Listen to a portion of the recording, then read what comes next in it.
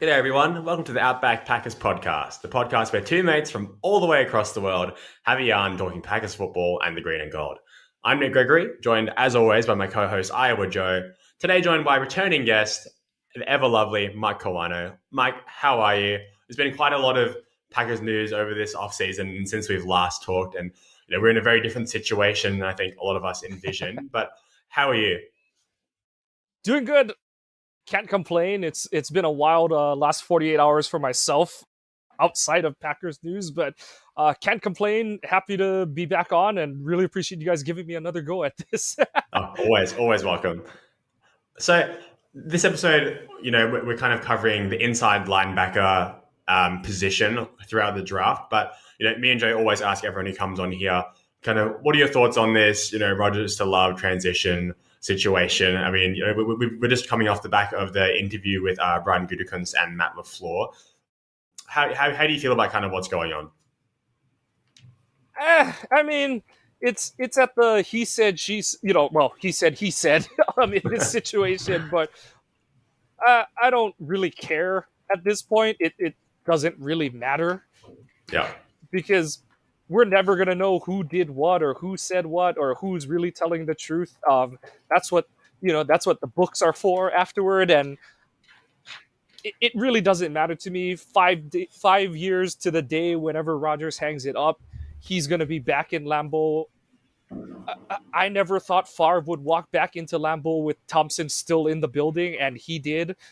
Mm-hmm. And I don't think the Rodgers-Gutekunst relationship is anywhere near as bad as the Favre-Thompson one was rumored to be. So I think when it's all said and done, he'll be back. His name is going to go up on the Ring of Honor. And it's never, breakups are never easy. It's never easy to be told that you're fired, basically. For all intents and purposes, that's what Green Bay is telling Rodgers, is that by saying we're moving on to Jordan Love, is you're not QB1, you're fired for all intents and purposes, and there is no quote unquote good way or best way to do that. So at this point, it's all just kind of, I don't want to say a formality at this point, but it's kind of just, it is what it is at this point, and just ready to move on at this point and see whatever the return package is going to be. So, because that's the thing is, like, it's, people ask, like, what do you think they're going to do in the draft? And it's like, I don't mean it as a cop-out, but it does depend what they get back for Rodgers. Yep. Because in terms of, like, okay, I'm in the belief that they're still in play for something like pick 13, Jermaine Johnson, and some kind of conditional or Jordan Whitehead or something like that.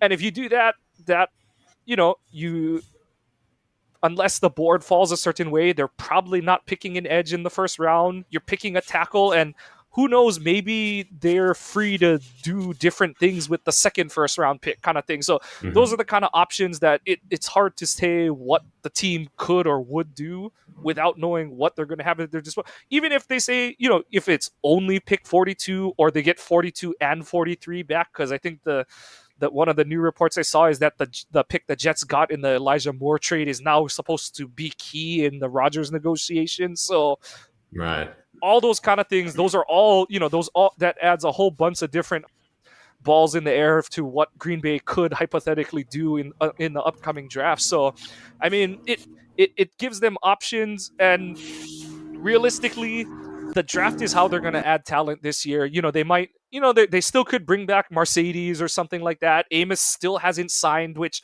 makes me think that he's at least entertaining the opportunity to come back to Green Bay.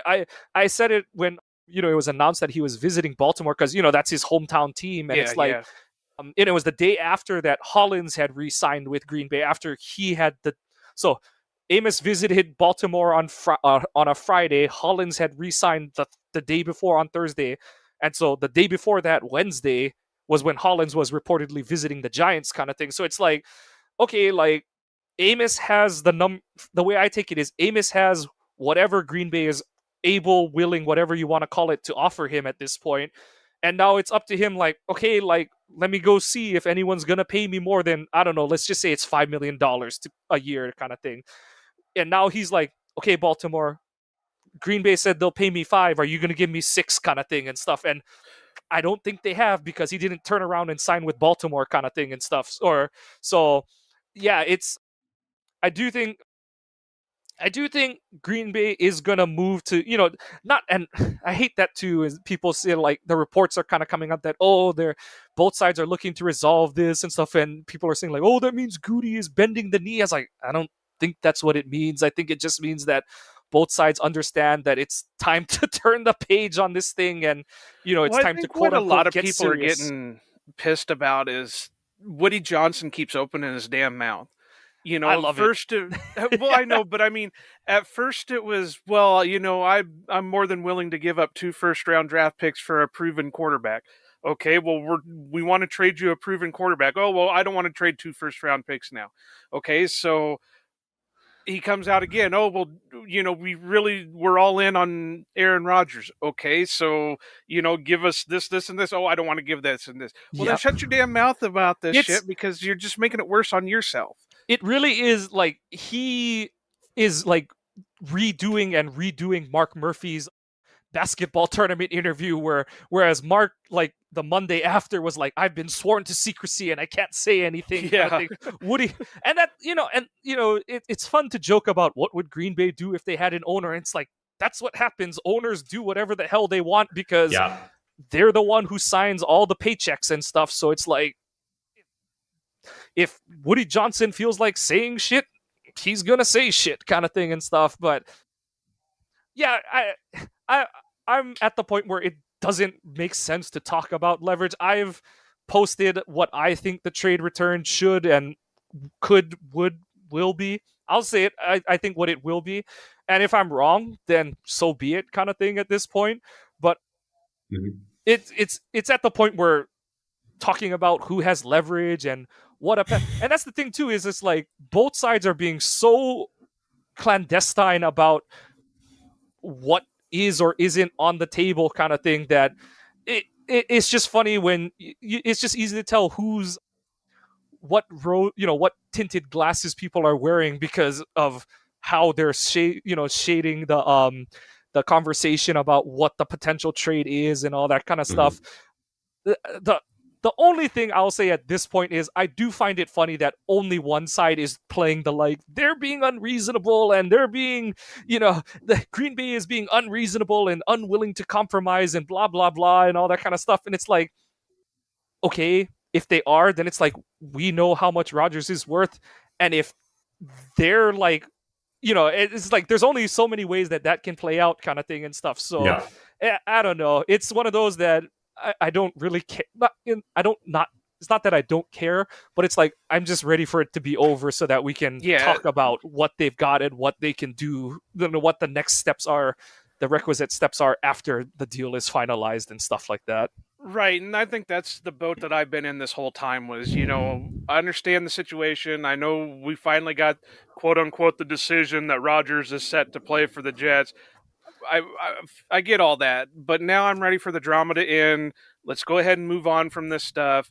Let's get the draft picks. The only thing is we recently talked to Dan Kotnick, and one of the things that we all said was, we appreciate what Goody's doing, because at least he's dug his heels in and said, we're taking this. We know what our quarterback is worth. We know what we should be getting for him. And, had it been some other, GM, I have a feeling they would have buckled weeks ago. Look at what Ted Thompson got for Brett Favre when Brett Favre went in the trade.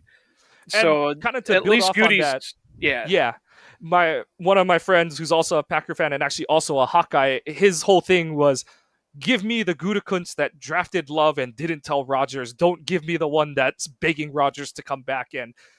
Especially after that interview that he gave at the owners' meeting. We've got, I picked Jordan Love's Gutekunst back, kind of thing and stuff.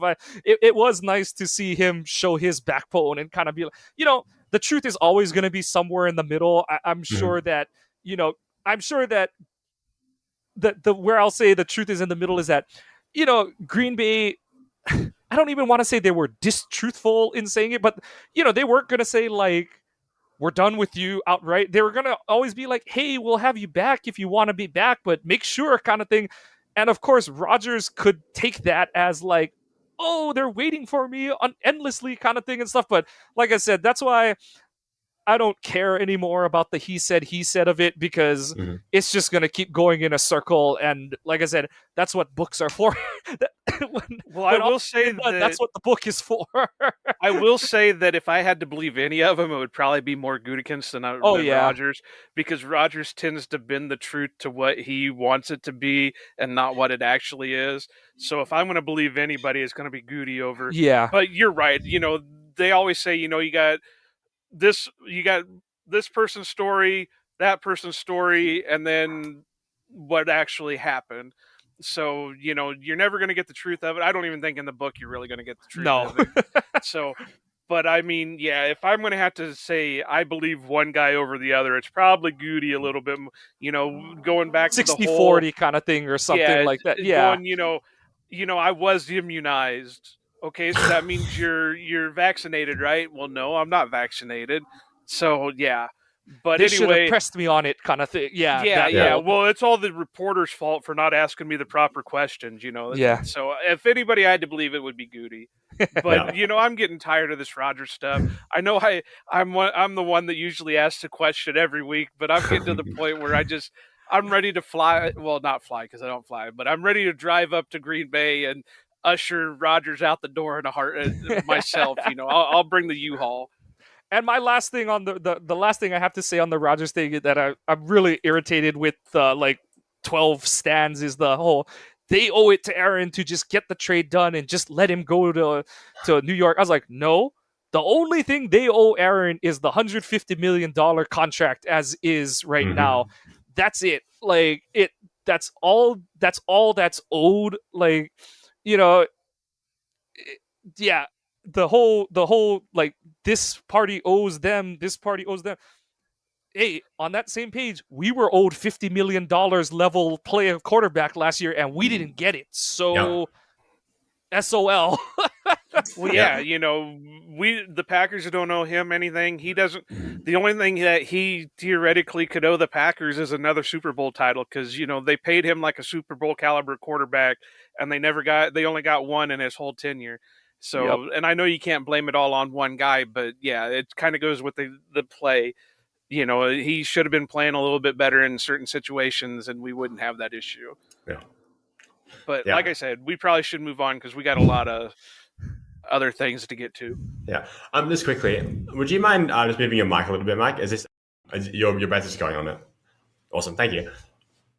Oh, look who's getting picky over mics now. Jeez. I'm making it easy for you so you don't have to edit it. No, thank you for that. I'll try not to burp into the mic this time. Well, I'm just glad he's got clothes on, so we're good.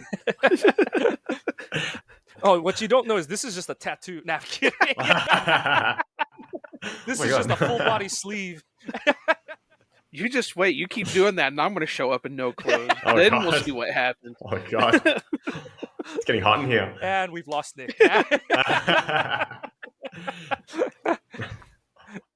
So, inside linebacker, it's kind of a funny position because, I mean, look, it's, we have Quay, who's going to become the number one probably this year. And, we have Devondre still on the contract. He has 2 years left, including this year. Behind him, Isaiah McDuffie. I'm not sure who's behind McDuffie, but it's not anyone super significant, I don't think. There's that. Basically, at this point, it's Eric Wilson. That's the one, yeah. That's what I was trying to think of. Yep. So really, we're drafting, if we do draft, it's going to be for Devondre's replacement or more depth behind Quaid. I mean, McDuffie made, a few nice kind of steps forward last season, more than I really expected, to be honest. And, I don't think it's necessarily a position of need, but I do kind of expect them to draft a late guy, even just purely for special teams value. This is a class, we kind of mentioned pre-show, the size is kind of lower than what traditionally Green Bay looks for. But, I still think there's a few really, really good prospects, and we'll talk about them soon. But how do you guys feel about the state of the roster when it comes to the inside linebacker?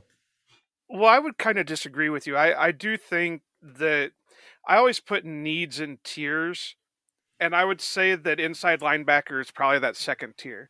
Because Really? like you just said, other than McDuffie, there's no real depth there. And, they're going to have to plan for the future anyway. Yeah, Quay's going to be the main guy, but, Devondre, Is he going to be here past, theoretically, and I don't know contract wise if it makes sense, but theoretically he could be gone next year, just Yep. depending on how well he plays this year.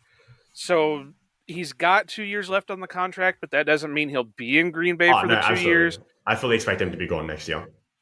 McDuffie, I was really surprised with McDuffie like you were, and I really like what I saw out of him. I don't think he's going to be an every down type player, but he's going to be that solid rotational depth kind of guy. And Wilson will never be, unless he takes like an immediate step in the right direction, he'll never be a starter. He'll just be that depth and special teamer. So I would say that inside linebacker is probably tier 2 when it comes to need. Now, obviously, there's other needs that I would put in tier 1, like safety and tight end and guys and things like that. So, and then of course you got your tier 3, which you're not going to need anything. So,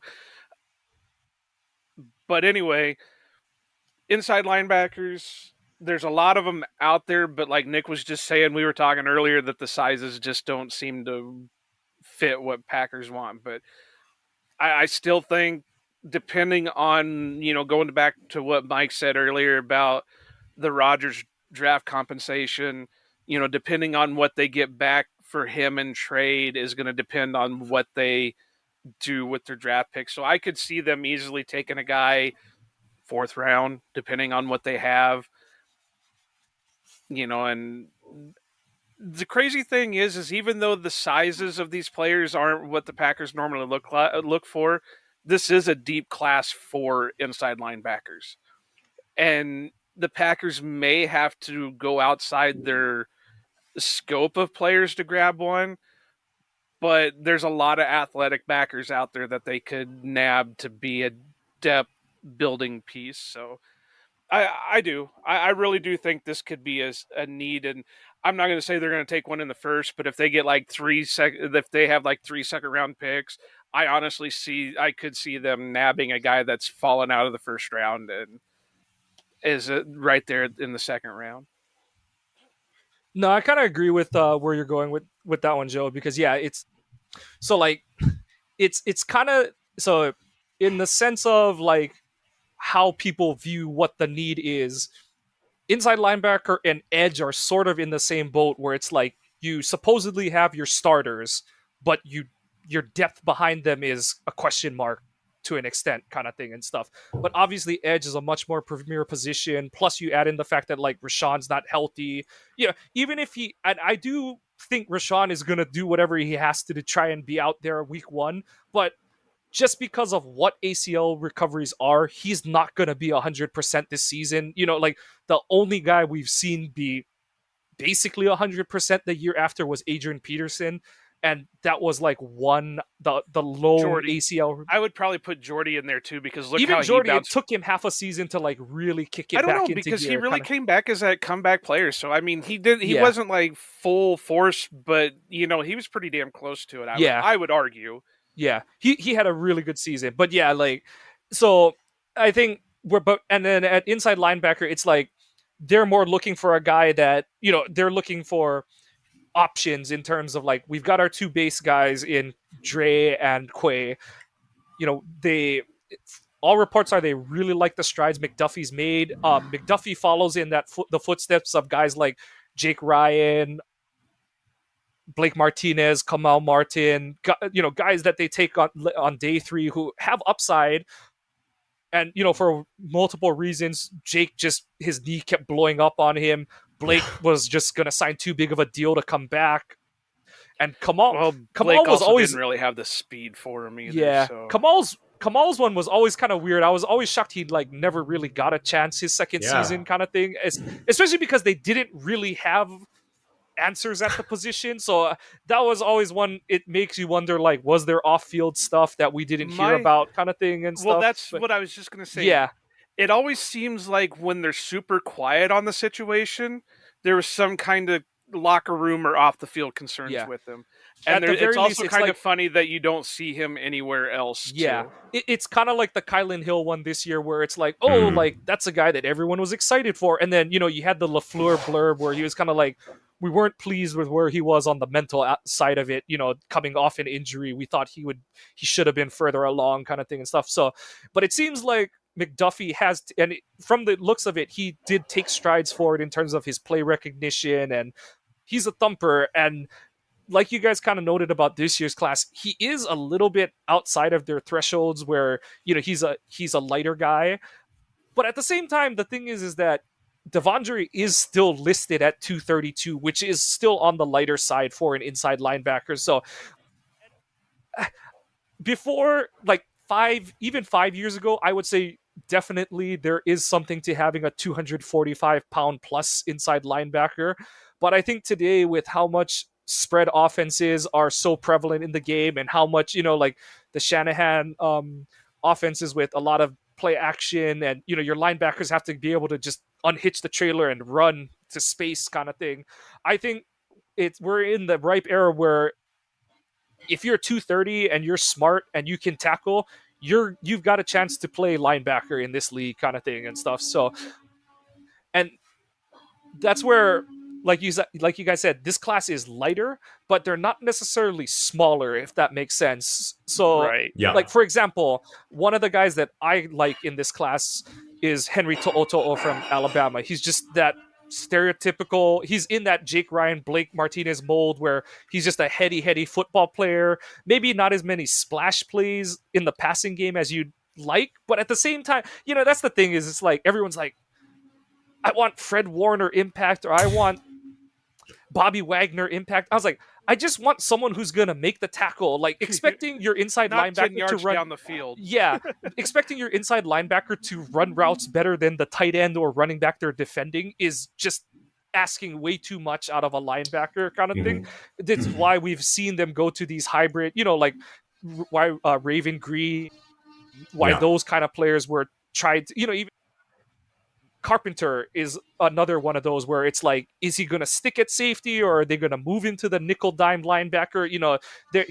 He kind of factors into their inside linebacker depth as well, because we don't know which position they've kind of charted him for in that sense. But yeah, so To'oto'o is like a guy, and even him, you compare him to McDuffie, even they're the same weight. They're both listed 227 at the combine, but To'oto'o, he's got 2-inch longer arms and bigger hands, kind of thing and stuff. So, people are like, okay, what does that translate to? Arm length. That means that you've got more arm length to wrap up and tackle, kind of thing and stuff. And, that was the thing that Ty Summers was a world-class athlete for an inside linebacker, but he had T-Rex arms. And it's like, we were always like, okay, dude, you've got 2 arms, use them. And instead we're just like, nope, there goes 44 bouncing off another tackle, kind of thing and stuff. But that's kind of what I look for in this class, is, like you said, you're looking for just like one reliable trait out of this class and enough upside in athleticism or spatial awareness or something like that, that you're like, okay, get this guy in. He's going to be able to play special teams. He's going to be able to be groomed behind Devondre, behind Quay, behind Isaiah, really, because they seem to really like Isaiah in this role. So it's like, it's a guy that he's not expected to play defense week 1. And if he can, that's great, or not great if someone ahead of him is hurt or something like that. Yeah. But, being able to, if you get a Chris Barnes situation where you find a guy that you're lucky enough to find a guy that you're like, damn, this guy can play, let's find a way to get him on the field. That's awesome. But it's a position where you, like Joe said, you're still looking for depth, because the Devondre question. And, basically, if they have to move on from Devondre next year, it's kind of like, okay, you've got Quay, and then we don't know what else the plan is at inside linebacker, kind of thing and stuff. So I think they're like Joe said, it's probably more of like going to be another lottery-ish ticket kind of pick. And they're going to, pick to certain, like I said, they're going to look at a guy, they're going to try and look for guys that are like, okay, he does, he might not be great at these 3 things, but we know that his film shows that he's got good awareness. He can read blocks pretty good, and he can tackle well, kind of thing. And from that, can we coach him up to be better in coverage, better as a blitzer, things like that. So, and, it's like, okay, if it works out, great. And if not, it's like, okay, it was a 6th round, 5th, 6th round pick. those, if they don't work out, that's kind of par for the course. So I kind of think that that's sort of the attention that is going to be paid to the position this season. It's kind of interesting. You just mentioned Toho. His RAS isn't great, but what's knocking him is, obviously his size, but he also had a not great vert, and his shuttle wasn't very great. Yeah. And he didn't do bench, and he didn't do 3-cone. So, unless it's like a McDuffie type thing, I don't see them maybe going after him just based off of that. But then again, they've done weirder things. But, and I know I shouldn't be using Raz as the end-all, be-all. But, the Packers' history so far under Goody has shown that they want the athletic types, except for tight ends. For some reason, they take the non-athletic tight ends. But Brian Mafia and I, we joke about that all the time. Yeah. Like everyone except for Davis Allen and I forget there's like one or two more. We're like, nope, they're not drafting him. That's a green card. They're not on the Packers board. So but I mean, the sad thing is he's about the average size of what everybody else in the draft class is. So they're going to have to step out of their comfort zone one way or the other if they're going to take him. Now, they're going to have to do something, whether they find, some vet off the street that's going to take a, minimum contract or what, but they're not going to be able to roll in the season with just, Quay, Devondre, and McDuffie, and, Wilson being there just in case. So, do we want to go ahead and get into prospects, or do we want to? Or is there anything else we want to talk about? Absolutely. Basically, the only other thing I have to say is it's a good thing they picked Quay last year, and it looks like he's gonna pan out, kind of thing. Because like that, as long as he doesn't keep getting kicked out of like, games. Yeah, and I do think he learned from it. Like, what he said after the game was about as good of an apology and an explanation. Like, he didn't point fingers. He basically said, like, nope, I fucked up. I did it twice. Yeah. It's inexcusable. And I was like, you can say, pessimistic people are going to say, oh, what else is he supposed to do? I was like, we've seen a lot of guys say it's like, that guy did this, that guy did that. And it was refreshing to see him own up to the moment and say, like, I messed up, I cost my team, kind of thing and stuff. So, well, I'm sure he got a pretty good ass chewing out of it too. There's no doubt about that. And they showed the tunnel shot where he's like, it doesn't take a master's in lip reading to see he's saying, like, why did I do it? What the hell was I thinking, kind of thing and stuff. And so I was like, it was one of those where, like I said, it wasn't great, but as much as we can tell, he's recognized and is gonna hopefully make the corrections moving forward, kind of thing and stuff. And the play on the field, we saw it more and more flashes as the year went on and stuff. So it's definitely a good thing that they picked him last year. As much as I wasn't a fan of the pick, the guy I wanted them to pick I'm hoping he'll be a part of the Rodgers trade package. But it's really a good thing they picked him last year, because they'd be going into this season with question mark, like, because Dre didn't have a great season last year, and so you kind of have question marks about him, and then Isaiah, like, so it's a good thing they did pick Quay last year. Well, and to be fair on Dre, he was there was too much hype for this past year on him because of the type of year he had the year before. So everybody knew, well, not everybody, I suppose. There were people that probably didn't understand it. But anybody who had any kind of sense knew that he wasn't going to be able to replicate the all-pro season he had the year before. And he was playing better as the year went on. I was just more surprised that it took him like 4 to 6 weeks to really get his legs under him last season. Because I'm wondering if it was just getting used to having to work with Quay and getting him up to speed. Exactly. I kind of went back and forth with like Sam Holman about it and stuff, and it's hard to tell who's the Mike and who's the Will inside, who's the thumper and who's the runaround guy. You kind of go back and forth like, oh, Dre probably was more of the Will in 2021 and Barnes was more of the thumper guy, kind of thing. And then this year, Quay is definitely the will. And so it's like, okay, Dre's got to take on more blocks and things like that. So, it's all those kind of things that it's hard for us from, not being in the meeting room, not knowing exactly what assignments are and things like that to say. But the most important thing to me, like I said, is that Dre did turn it around and was making more impactful plays as the season went on, kind of thing and stuff. And hopefully he just kind of carries that momentum going. Him and Quay have a better understanding of playing off of each other and stuff, and they just kind of hit it off from week 1 this year instead. Well, to kind of transition to our prospects, the only thing that I didn't like about the Quay Walker pick was now we're not going to get Jack Campbell, and that sucks. Never say never. Oh God, well, please my no. only Please hope, no. and I would understand, and it would kind of make me question a little bit, is like I said earlier, that if the Packers end up with like 3 second-round picks and somehow Campbell falls all the way into the second round to one of them, I could see them pulling the trigger there.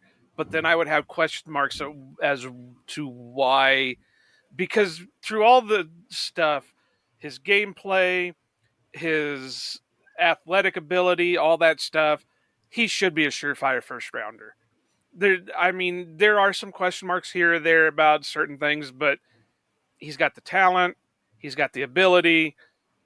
I don't see why he wouldn't go the first round. Just my eyes, but obviously I don't get paid to do this stuff to watch him.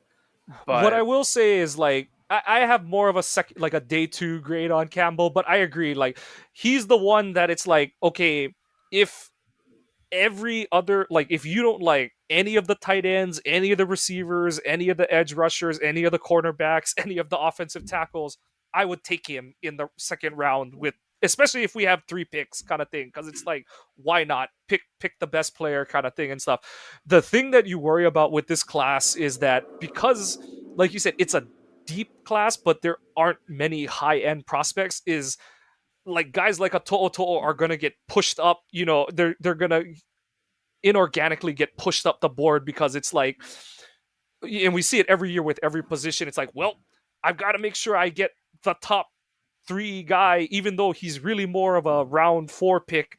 I got to make sure I get him before because there aren't many other options, kind of thing and stuff. So, and it's kind of it's kind of like safety this year, where it's like, should have drafted one last year, kind of thing, because I do think, and I know we did safety. I did safeties with you guys. There are safeties that we definitely like, but it's like, the guys we like are going to take some time, and that's kind of similar to what this inside linebacker class is going to be. Campbell's probably the only plug and play guy right away out of the class, but everyone else is going to take some time, and it's one of those, like, you don't want to be drafting one of those guys to start right away, kind of thing and stuff. So yeah, it's like you said, it's a tier 2 need, but more of like a in grooming kind of need than like a we need this guy to start now, like, potentially what safety is, kind of thing and stuff. So since Campbell's you got a day 2 grade on him, who do you have as a day 1 guy inside? Honestly, I just don't have any day 1 really inside linebackers. Yeah, it's just one of those, and I do try to, like, I just try to keep it in terms of, like, I'm not gonna move guys up just because I don't have one, kind of thing. Right? And stuff. Yeah. With Campbell, his testing did surprise me a little, because I thought he was a little bit more mechanical on film and stuff. He's got great instincts. I love his instincts on film. He sees and reads the field really well. You see he has sideline to sideline range, but I thought sometimes, if he kind of gets going one direction, he's not really getting back the other direction, kind of thing and stuff. It's just, I think, but I do think more of it's more technique cleanup and stuff like that. And that's the thing too, is it's like, Iowa's system is so, it's one of the Michigan pods that I listen to, they jokingly but also respectfully call it a PhD in cover 2 and cover 4, and that system is the system, and they run it and run it and run it, and if you can beat it, okay, they're not going to do well against it, but if your quarterback isn't good enough and your O-line can't open up holes against soft boxes, you're going to have a bad day at the office. And I mean, Iowa, like, and Campbell was a big part of it. If you watch the Iowa-Ohio State game from this past season, they gave CJ Stroud and that Ohio State offense a bad time. Like, it's a bend don't break defense because it's too high all the time, but it forces your quarterback to be precise and it forces you to have to run the ball. And Ohio State, it's one of the reasons that I'm not the highest on CJ Stroud. I understand why a lot of people do have a lot of belief, but I kind of point to, like, what gave him a lot of trouble in college? Cover two. What does a lot of the NFL defense? What do a lot of NFL defenses do? Cover two. So, but circling back to Campbell, I just think that he's just a really, really solid football player. And like I said, my whole thing with inside linebackers is you've got to just really, really pop at something, and he's close. Like, it's splitting hairs because it's the whole, like, I would take him top third of round 2 kind of thing. I wouldn't, and like you said, Joe, if someone picks him in the high 20s or the back end of the first round, I'm not gonna complain, especially if they have a need at the position. It's kind of like Kansas City picking Nick Bolton a couple years ago, where you're kind of like, okay, like, I guess kind of thing, but you see how they use Nick Bolton, and it's like, oh yeah, like, shit, that was a really good pick for Kansas City kind of thing and stuff. And it is one of those where, like, I think if you look at the teams he could go to, like, if Philly took him, like, that would be a really good pick for them kind of thing and stuff. So yeah, it's one of those where, yeah, it's one of those where, like I said, I would feel better about it in the second round just because I think there's more premier positions, and Campbell doesn't have a super elite trait. Like I said, his testing surprised me, but I wouldn't be like, even if Green Bay traded back and maybe they traded back a little too far and they missed out on something, like if like Murphy, McDonald, the even Nolan Smith are gone, and then like Darnell Wright is gone, and you're kind of like, oh, it's more like the day 2 offensive tackle picks and stuff, and like they're picking at like 26 or something. Let's say they did like the Jair trade, the New Orleans trade back in 2018, and it's like, okay, we're not going to try and move back up or anything, so we'll just pick who we think is the best player kind of thing and stuff. And so yeah, like I said, I wouldn't hate it. I would get it. I would get it pick kind of thing and stuff. So yeah. So that's really interesting that you don't have a first round on anybody. I mean, there's very few of them that I would consider first rounders. And I guess everybody could say it's my Iowa bias saying Campbell will be a first rounder. But I even if you take that bias out of there, just what he put on film and just what he put up for his athletic scores, I just don't see how they can keep him out too much. I mean, the bottom part that I would say that he could fall to is maybe the top of the second round, just based on scores. And like I said, I think it'll be, where he'll end up going is where need and value are gonna meet pretty good in the middle kind of thing. And whether that's at the back end of the first round or the top of the second round, I think it's gonna be a spot where you're like, that pick makes a lot of sense kind of thing.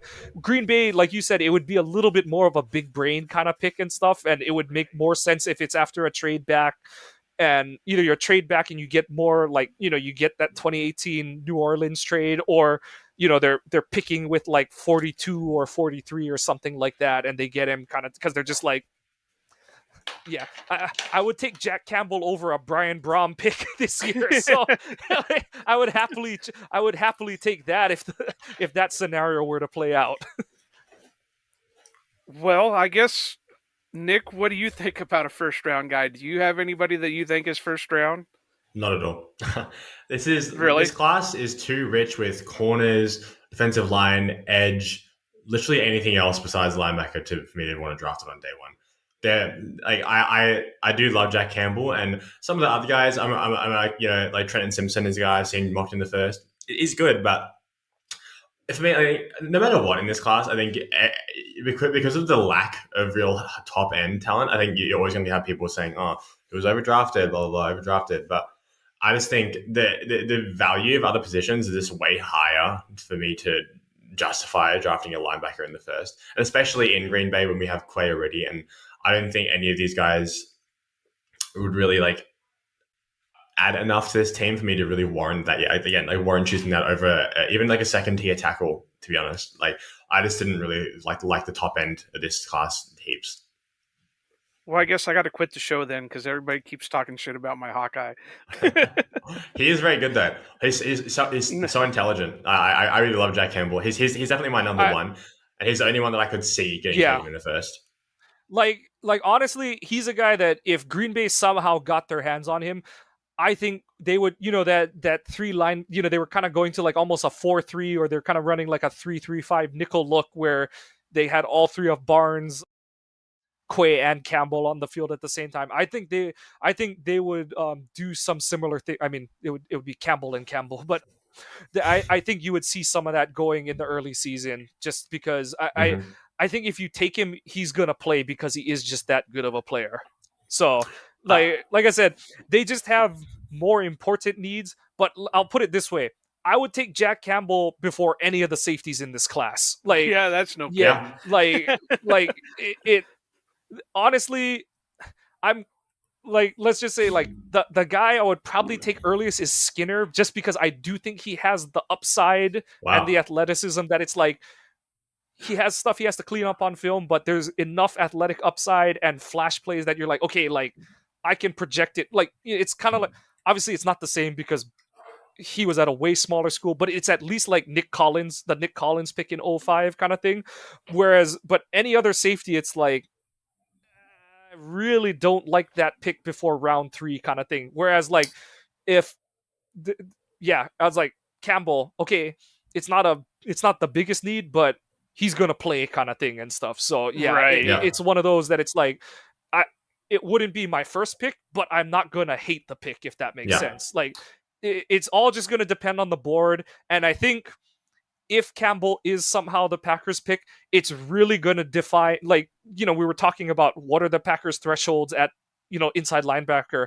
If Campbell is somehow the Green Bay second round pick, let's say, that's going to define a lot of what their thresholds are for a lot of other players, kind of thing. Because like, if you see like, like let's say Quentin Johnson somehow falls to 45 kind of thing, he just ran like a really shitty 3-cone kind of thing. And that's like the measurable that Green Bay is like, we don't mess around with that at receiver. We'll kind of go with 4.5 40s or whatever kind of thing and stuff. But 3-cone is the one that we're like, nah, like, yeah, he's out now. You're out kind of thing and stuff. So it's like, I don't want to say it definitely signifies that, but it kind of would lend more credence to, okay, yeah, that's their trend, and they really don't like it when no matter who you are, they really don't like it when you do that kind of thing and stuff. Mm-hmm. Whereas, yeah, it's one of those. So, yeah, I think it's going to be an interesting position to watch this year, and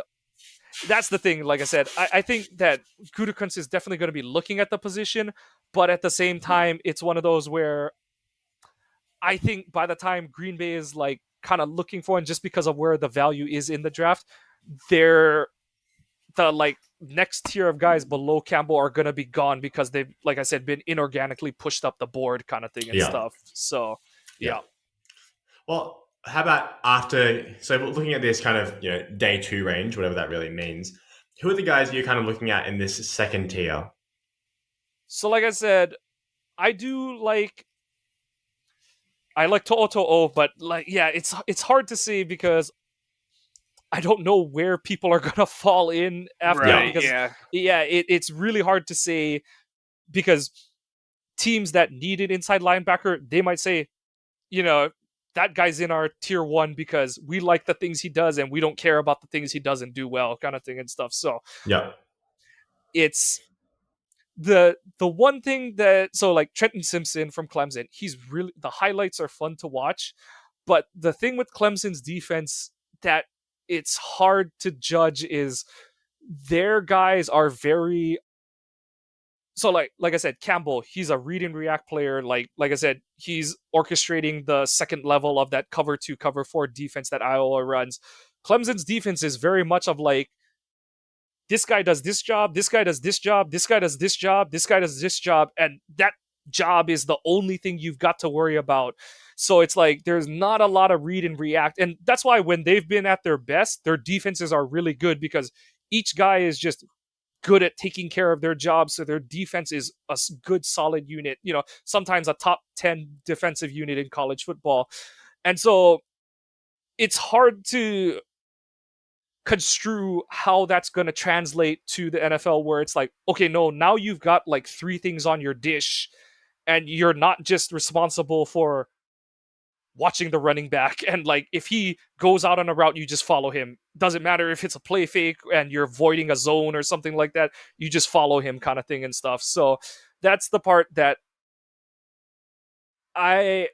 it's hard for me to project that. I like I like the flash plays, but it's one of those that, like I said, I'm glad that I'm not the one having to be like, yeah, I'm going to gamble on that player to become like an all-around player in my defense, kind of thing and stuff. So it's, like I said, that it's a lot of guys who are kind of good at a bunch of things, but not necessarily great at anything. And so it is just going to be that like flavor of ice cream kind of player with enough upside in 1 or 2 areas where you're like, I think I can get more, a fringe starter, nickel linebacker kind of thing and stuff like that out of this prospect. Like that's kind of the feel a lot of these players have this year. Yeah. There's no like Fred Warner that's kind of lurking around, I guess Campbell could be that Fred Ward kind of player and stuff, but like it's not like someone where you're like, oh, we didn't know just because he went to a small school in Utah State kind of thing or something like that. There's no one that really is like, oh no, he was like really good, we just under-scouted him because he went here, kind of thing. These guys are, they have deficiencies and they don't have that one elite trait that you're like, nah, I've got to like really go after this guy this year, kind of thing. Yeah, that's pretty much what and there's some guys that it's kind of interesting that prior to the season, hang on, did Nick leave? He's yellow. He's got yellow We're light. Both yellow, so yeah, he's offline now. Uh-oh. What the hell, Nick? Oh no. You're fired. He said his internet dropped. Come on, Nick. Jeez, Nick. Here, I'll use my new soundboard. What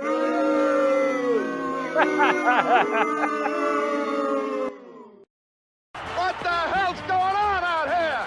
That's the fitting one. But yeah, like you guys were kind of pointing out, this class is small. Like it's a lot of guys who can run around in space and stuff like that. Like even probably the guy that is like in the same, I have sort of in the same range as To'o is Henley from Washington State. Okay. I just like how he plays in space and stuff. But even that, it's a projection and all kind of things. So it is just like, and like I said, I'm okay with any of these guys on day 3 because it's like, if he pans out, great. If he doesn't, oh well, it's a day 3 pick kind of thing and stuff. But welcome back, Nick. Way to go. Jeez. Start calling you Jimmy Jr. Okay. We just stopped. We were making fun of you most of the time. So I'm trying to remember. Yeah. Well, what's kind of interesting is some of the guys that were talked about as being, first round guys and top level guys aren't really there anymore. Because I remember like way too early mock drafts that Noah Sewell was going to be like a top first round pick, top 10 pick. And now you don't see him being talked about hardly anywhere. Hell, in our show notes, Nick has him as a day 3 prospect. So that just, it's amazing. And he's about the only one that I saw out of all of them that would have been relatively sized for the Packer defense.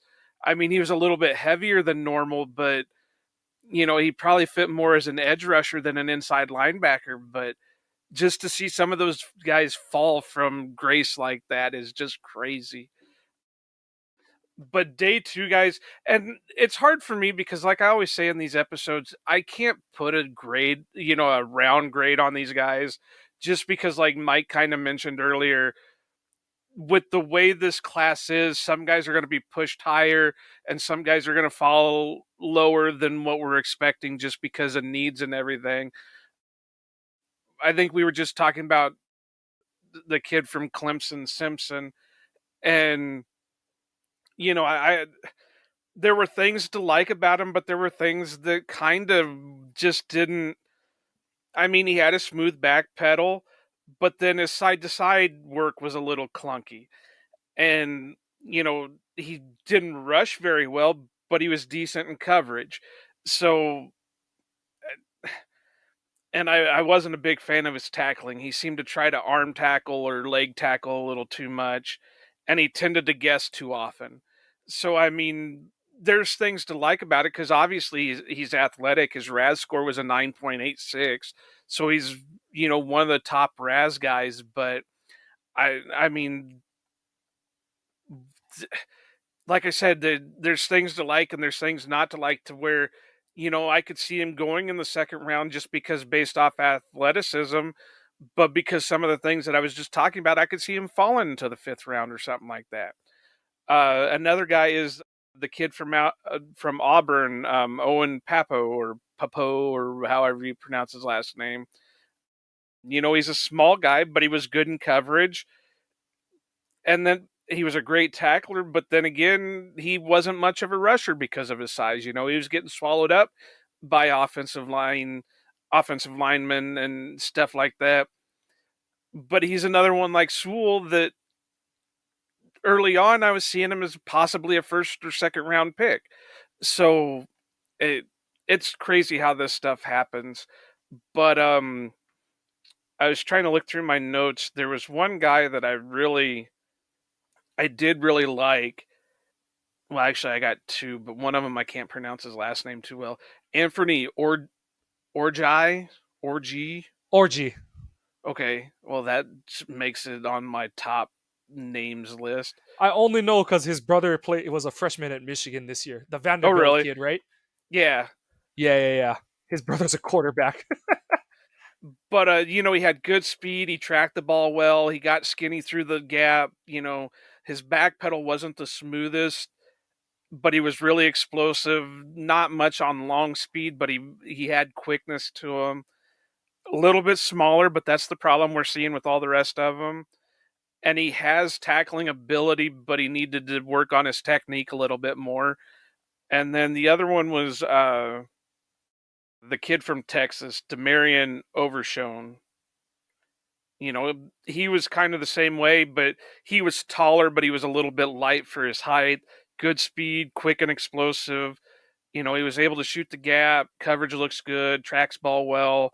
And he was a solid edge setter. So he out of all of them, probably mid rounds, I could see fitting the Packers more than any of the rest of them. But those are my day 2 type guys. I mean, you could probably throw Sewell in there, but I'll go by Nick's list and have him as a day 3 guy. But again, I think Sewell will probably be a better edge than he will be an inside guy.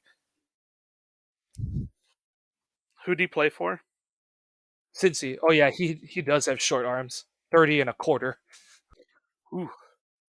Well, just looking at his size, there's even a possibility he could go undrafted because this guy's a little pocket rocket. He only measured in at 5'10" at the combine. And I don't know. There's going to be a lot of guys that are going to go ahead of him. I'm not saying he's definitely undrafted, but 5'10" is a little scary. I mean, he's built solid. He's weighed in at 231, so that's no issue. But his shuttle and his 3-cone and his 10-yard split were a little shaky. His overall RAS is a 5.6. That's better than DJ Smith, who we picked out of Appalachian State in 2011. Yeah, I'm just not feeling too inspired by a lot of this class. And yeah, as Mike's been saying the whole episode, it's just, you need to find someone who does one thing good or has one use to your team, and you just kind of run with that and see how you can work with that. Don't ask them to do things they're not good at.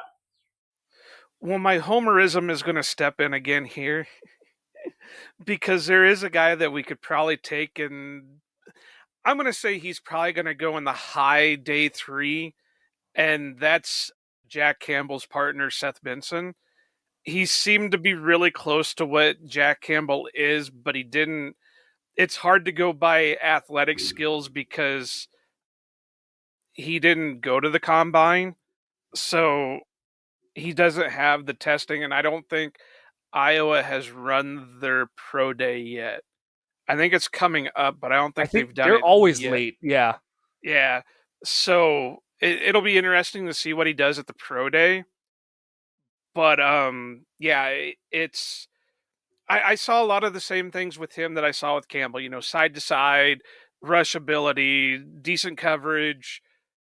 I think he's a little bit smaller than Jack Campbell is. And, obviously he's not as smooth as what Campbell showed. So he's definitely a project, but I think he could be somebody that could step in and fill a role if he's called upon. And like I said, I could see him, depending on what the board lands at for the rest of the inside linebackers, he could go 4th round, but I could also see him going 5th or 6th round just because I don't think he's as polished as what a Jack Campbell is. But yeah, that's my homerism. I could see the Packers taking him just because he's the thing about Iowa is you're not going to get a guy out of Iowa that can't tackle. They're all going to have the ability to tackle and to pick apart a play and know what's going on. Yeah, you could probably throw in the outlier that Josh Jackson, but I think a lot of that was just he got screwed up with scheme and just could never pick it up in the NFL like he could in college. But, you're not going to get a bad defensive player from Iowa. They're either going to be a special teamer or they're going to be a solid backup or whatever, but you're going to get on the defense side. The offensive side, it's a crapshoot. But Tyler Goodson.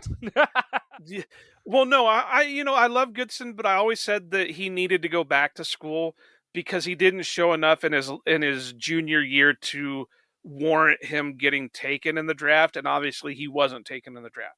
It's good that he got picked up, and I'm happy about it, but I think he needed to go back another year and get his skill set fixed. But I mean, not all offensive linemen that come out of Iowa are going to be great. I mean, you're going to have, for every Brian Bulaga, you're going to have a Robert Gallery and, kind of thing. The last decent quarterback to come out of Iowa, maybe you could say CJ Beathard. But, that's CJ even Beathard. Kind of pushing. And really, wide receiver-wise, they don't produce much in the NFL. So it just... The defensive side, the Parkers have always had a great defense at Iowa, and they've always produced quality players for the NFL. So...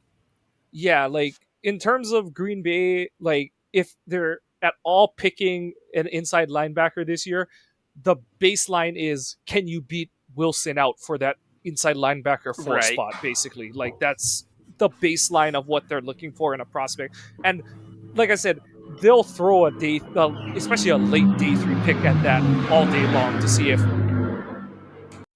Are we getting bombed? Well, I don't know. Kawano is in Hawaii. It's not December. I have no idea. I know my people operate in secrecy, but it's not December. The Pacific Fleet is not here. It's not even RimPack. I have no idea what the hell that was. Sorry, guys.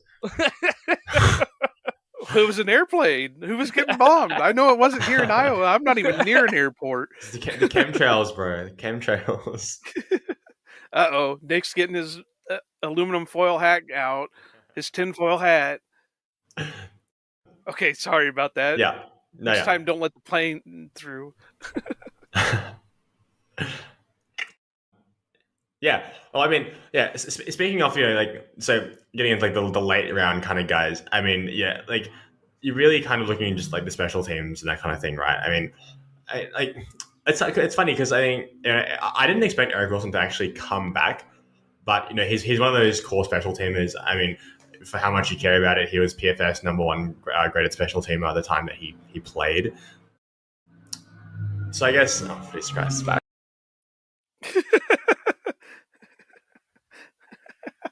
Nick's getting bombed. This is awesome. This is great television. Sorry, guys. Wave off. Not today. These ones. Who's mad at Australia that they're sending the bombers in? No idea. And The Kiwis. we have the Grand Prix on at the moment, so maybe that's related to that. I live like a 5-minute walk away from where the Grand Prix is being held. Okay, that would make sense. That That does would make sound a lot like of kind of sense. a car now. Yeah, but yeah. Anyway, I really liked Drake Thomas as kind of an addition to the special teams room. The only thing is, I'm not sure kind of how much they're really looking for that because, like you said, Mike, they're kind of looking for a guy who can actually like play on the team. Because the thing with Drake Thomas, he's more of like a hitter than a tackler. He's got those like tiny T-Rex arms. He's like I like what I saw from him. Obviously, he has a pretty limited role as kind of that like downhill guy or whatever you want to say. But so like he's not going to be a very reliable tackler, I don't think. But as kind of like a body to kind of fill out the roster and just like primarily special teams things, I kind of liked what he offered. When you get to the late rounds, it's just like it's pretty dry, especially at linebacker. I mean, where are we at on Noah Sewell? I haven't written down as a day 3 here, or whatever, but because I feel like he's one of the most kind of like divisive prospects. I think I've seen him like it's such a wide spectrum of kind of grades and rankings. Where are you guys at on Noah Sewell? Like I said earlier, I think he is more. I think he's going to survive more as an edge rusher than he is going to as a inside guy. Just because what I was seeing out of him on He's the a tape forward that I player. watched. He's a player who goes better forward than reverse kind of thing. He's got the size for it. I'm trying to pull it up here, but I think he weighed in at like 265 pounds or something like that. And that definitely is not. That's a little on the big side for inside linebackers. No, I was wrong. He weighed in at 246, but still. But I think he was listed around 250 at Oregon or something like that. Yeah. So, I mean, I liked him, but, his coverage isn't great. If you got him in the 6th round, like where we got Desmond Bishop, that's kind of a comp in terms of place, what I would expect. Someone who's going to help plug the run early, and then you send him off the edge kind of thing on later down. He's a better athlete than Desmond was coming out of college, but yeah, that's kind of the play style niche that I see him fitting into in terms of what if he hits what you would expect him to look like. And that does mesh well with Quay hitting his hypothetical max, because Quay would be a guy that can play in forward or in reverse at one spot. So yeah, it kind of just and like I said, the other angle to look at it from Green Bay's point of view is, what do they view Tariq Carpenter as? Is he gonna play more safety, or is he gonna be that nickel linebacker, sub-package linebacker kind of position? Because I think that's gonna, like you said, that'll determine how developmental of a guy they get, kind of thing. Or if they're just like, nah, let's just get a guy we're gonna have him duke it out with Eric, and because Eric's basically a special teams only player at this point, so it's like we're just picking a guy to duke it out with him because he'll be cheaper than him, kind of thing. And if he shows any kind of upside, great. And if he doesn't, oh well, we'll pick another guy next year or the year after, kind of thing. So, and at least we've got good special teams play, kind of thing and stuff. So like Joe said, that would be some place where like Benson could get picked hypothetically, because it's like, we'll take a flyer and see, because we do kind of run, on some levels, especially from what LaFleur said at the owners' meetings, where he's expecting to see a lot more cover 2, cover 8 kind of looks going back into this season. So, hypothetically, it would, Benson's history in Iowa's system would curtail well into going into that kind of what LaFleur is envisioning for this year's defense. So, like I said, it's one of those, you're just throwing darts at that point, and at very least it's like, okay, he can do Wilson's job, close to as good but half the price kind of thing. And that's where this team is at too, cap wise. Is it's like they're looking to save 50 cents on the dollar wherever they can this season and stuff. So it'll be interesting to see.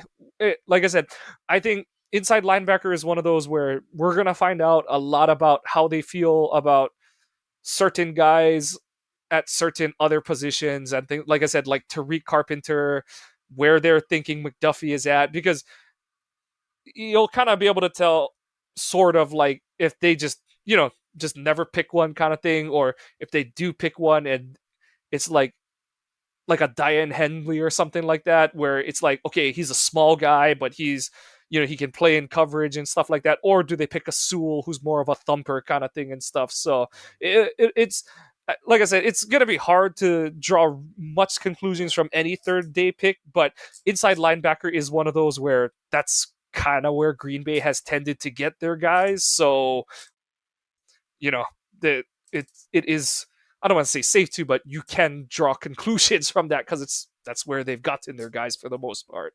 Well, to kind of piggyback off what you were just saying with Tariq, it's also going to be interesting to see what they do with him, because it might also give you a reflection of what they view of Skinner out of Boise. Yeah. Because they're about the same size. I think Tariq maybe is just a little bit heavier, but they're both tall, bigger safety types in college. So if they viewed Carpenter as an inside linebacker now, are they going to view Skinner as a safety, or are they going to view him as an inside linebacker? Right. But there's a guy that I kind of thought interesting in the later rounds that could go both ways on that, and that's Dorian Williams out of Tulane. He played linebacker, but if you do, I know on the Raz website, you can plug them into different positions and see how they test it out against other guys. And he actually tested better as a safety than he did as a linebacker. And he had the mobility of a safety. So I think that's a guy that they could take, maybe 6th or 7th round and finally have that guy to be the hybrid that they've been looking for forever. They put Raven Green in there. They put, who was the one they originally did? Sean Richardson in there. Those type of guys that they have the size to be able to do both. And we want that. He could theoretically be that third inside linebacker or that third safety whenever they need him. And, he was a tackling machine. I mean, he hit everything in his path.